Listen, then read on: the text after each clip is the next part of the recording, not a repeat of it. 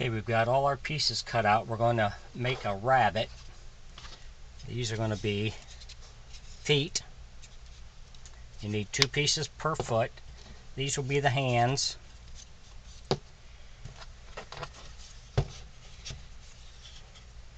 This is the center part of the rabbit. And these will go next.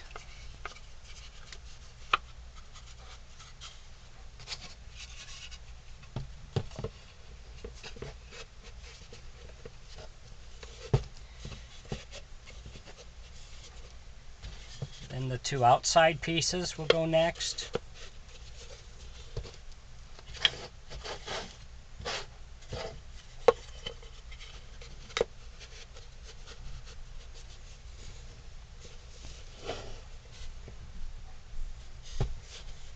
And then for the cheeks, we're going to add a piece out here so we have a big cheek on it.